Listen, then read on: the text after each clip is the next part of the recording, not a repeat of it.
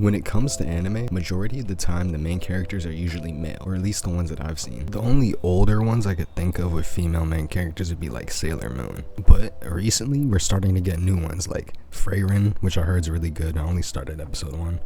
And there's a Pactuary Diaries. I actually want to see what that's about. I don't know if it's good. But usually within the orgy of male main characters in anime, you could still find some side, somewhat maybe, could be main characters that are female, that are low-key tough. When it comes to the best female character, there's definitely still a few I could think of at the top of my head. Black Lagoon has a whole good variety of female characters within the show. When I think about it, the female characters low-key had the most screen time. The whole Roberta versus Revi fight, that was like a whole season. What makes Revi stand out from other anime characters, especially those with the female genre, she be sitting there, 2 guns in one hand, akimbo style, rocket launcher, grenade launcher, whatever you want to call it, and a fucking SMG in the other, just dropping niggas off, bro. I ain't seen nothing like that shit. She's like the female version of Spike from Cowboy Bebop. Let alone she has like 128 bodies just on screen. Before she even met the main character, I'm pretty sure she was murdering niggas a lot. So that's probably it. It could be in the thousands. We'll say 128 to be safe though. The only way you could get to that number in real life is if you're sitting here in like a UAV stealth bomber dropping bombs on random civilians in like foreign countries or some shit. Besides having a high body count, Revi has some of the best dubbed voice scenes ever, and that's also what makes me enjoy the anime so much.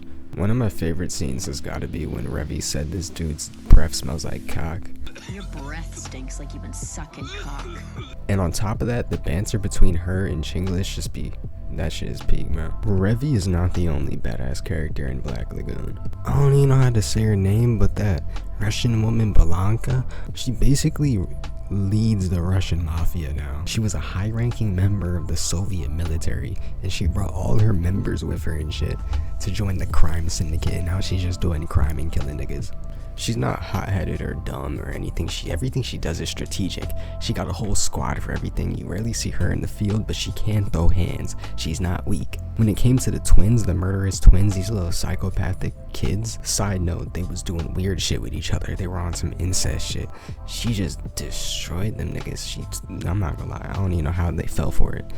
With all the bodies they caught, they just walked out in the open and got sniped, and she just talked her shit while they sniped the nigga. That was crazy. The other twin went for a little boat ride, then got head tapped from the back by a hitman. Basically, yeah, she got aura, money, a military, drip, everything. You can't fuck with her, I'm not gonna lie. Someone who can fuck with her though, Makima. I don't know how much I could say about Makima without spoiling and going into the manga, but after reading the manga, there's just so much I've seen, and then, oh my god, I gotta talk about Makima. I'm not gonna lie, off rip, first episode, I could tell Makima was gonna be on bullshit. But like, the main character is just a simp. Denji's just a simp, so he's okay with being treated like a dog. Before Makima got shot on the train, it was pretty obvious she had some sort of power up her sleeve, because there was never a point you seen her worried, any stress or nothing. And I'm not gonna lie, her eyes just look, bro. Look at her eyes. Something's wrong with her eyes, bro. You could tell. I already know what her power is from the people who just watch anime. Basically, she could use the body of someone else to kill someone else, which I don't really think it's the best power in the world unless you're truly evil. I mean, I guess you could keep taking death row members, but like, when there's no death row members, what are you gonna do? What's even crazier is she could use this ability from like fucking hundreds of miles away. She could just cross map you with someone else's body, and she could use the crows to find out your name. I don't know if that's really a spoiler, because like they showed it a little bit. But on top of this, truly, I gotta call it evil power, she could also bring herself back to life, which hasn't been explained yet. Basically, that makes her the strongest person on this list. Probably could be the strongest anime character I could think of. Let me think. Alright, to conclude the main list, we're gonna finish off with Mikasa. Who wouldn't love to have Mikasa on their side? What comes to mind first is not really her fighting skills, even though she's kinda tough with the fighting. It's just her loyalty. Like, bro, this nigga Eren could kill a whole fucking village of children, and she'll sit there and be like, Eren, please come home. That's the type of loyalty you need, bro. Besides her insane loyalty, let's talk about her strength now. One, she comes from the fucking Ackerman lineage, so she's automatically just buffed the fuck out on stats. 2, she's damn near superhuman. She has fucking insane speed. She was speed blitzing the Jaw Titan, let alone the other Titans. Her reflexes are damn near superhuman. Strength, superhuman. What's this shit called? The EDM gear? With the EDM gear, she was damn near the best at the EDM gear. There was only like one person in the whole show damn near better than her, and that was fucking Levi. And that concludes the list. I'm gonna do a little speed run of the left out people, I guess you could say. The people that weren't good enough to make it to the list. Maybe I'll make a part 2 for them. But alright. From my favorite anime of all time, Bleach, Yoruichi.